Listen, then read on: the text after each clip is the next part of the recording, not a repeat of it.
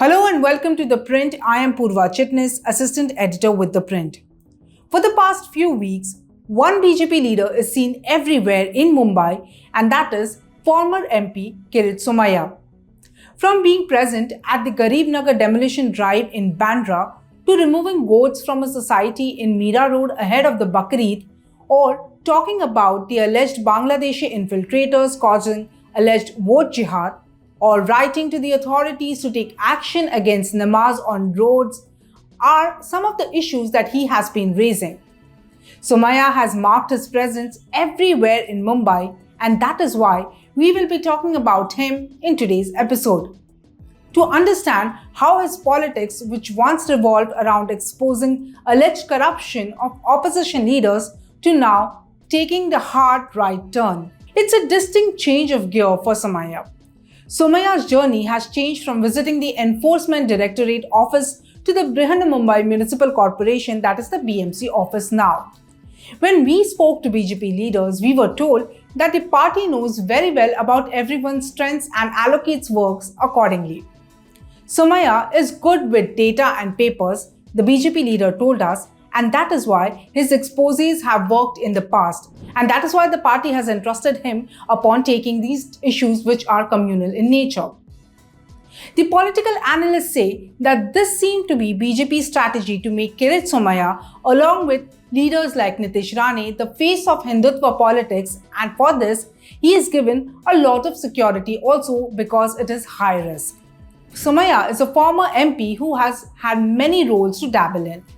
Once, he was a crusader against corruption and at other times a staunch critic of the Thackeray family. It also costed him a Lok Sabha ticket when the BJP and undivided Shiv Sena contested the general elections together in 2019. He now has emerged as the party's face for communal politics in the state, especially in Mumbai. As much as he's an asset to the party, he can also be the unguided missile that has his own party at times to deflect. In any case, Somaiya has stayed in the news. He also had his own share of controversies of the alleged misuse of funds collected to save the decommissioned aircraft carrier INS Vikrant and a viral video scandal.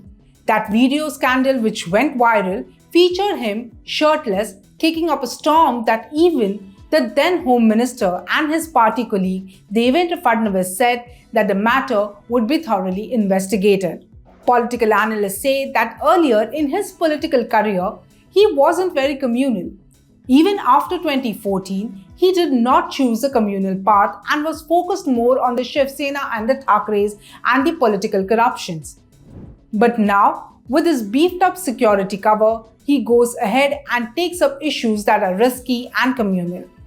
So let us talk about how he has become the face of communal politics in Maharashtra, particularly in Mumbai. Earlier last week, BMC raised a Sufi shrine in Mumbai's RA colony. Somaiya celebrated this by claiming, and I quote, 70,000 square feet forest land was grabbed in the name of Dargah. After consistent efforts of 12 months, 6 visits, and 12 meetings with the ministers, officials, and 1 FIR, the demolition took place. Somaiya said that he visited the site on 9th April this year and to talk about the mafia involved in what he alleged to be land jihad. Then moving on to another issue, he later on wrote to Mumbai Police Commissioner and BMC Commissioner to stop Muslims from offering prayers on roads, citing traffic disruptions, especially on Fridays. Somaiya has held no official positions either in the government or the civic body, but of late he has been spearheading a campaign against hawkers allegedly of Bangladeshi and Rohingya origin. Since the Mahayuti came to power in 2024, after the BJP got a historic mandate, Somaiya's role in the party has swung towards the right-wing politics.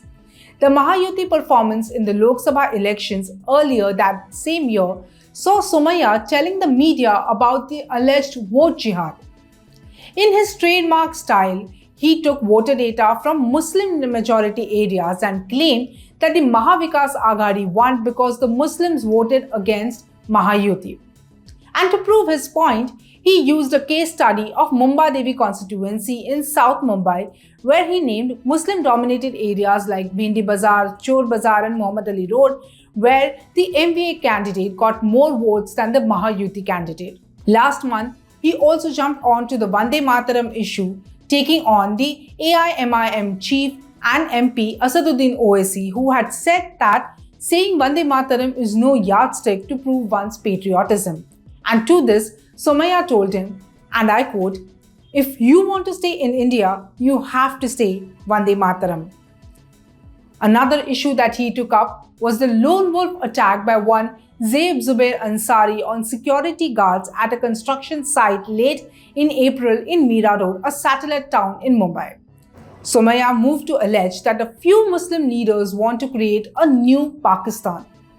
He went on to furnish a list of schools in the vicinity of Mumbai which he claimed were illegal and run by Muslim mafia, calling it school jihad and seeking their demolition.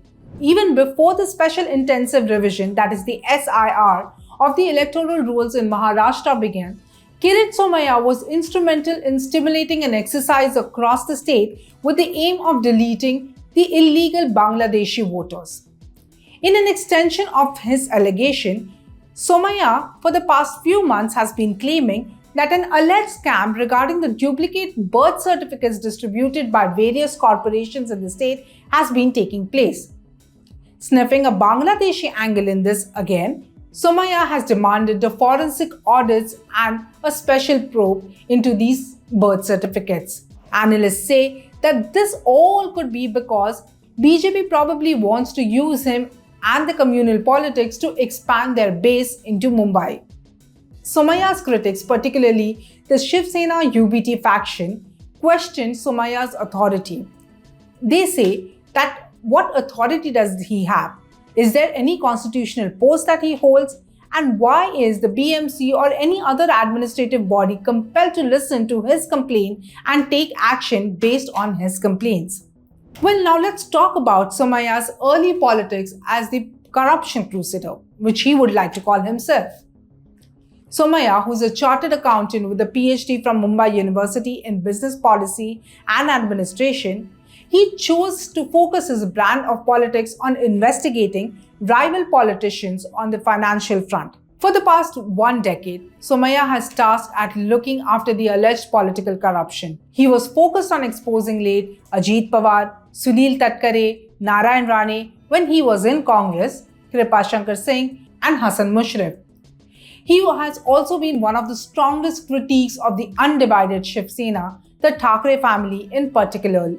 He continues to expose Uddhav Thackeray even today. Somaiya had developed a sort of modus operandi. He would first file a right to information request and gather documents to prove his allegations. He would then follow it with a press conference. And nowadays, he also has done video releases on social media. He would then file an official complaint with the authorities. Targeted persons eventually then joined the BJP and Somaiya's cause would then eventually fade away. During the 2024 elections, media had often asked him how those he had accused of corruption earlier became the part of Mahayuti. There has been a compromise, was Somaiya's usual answer, and those persons have then been warned to not repeat such things in future or else they will have to face the consequences.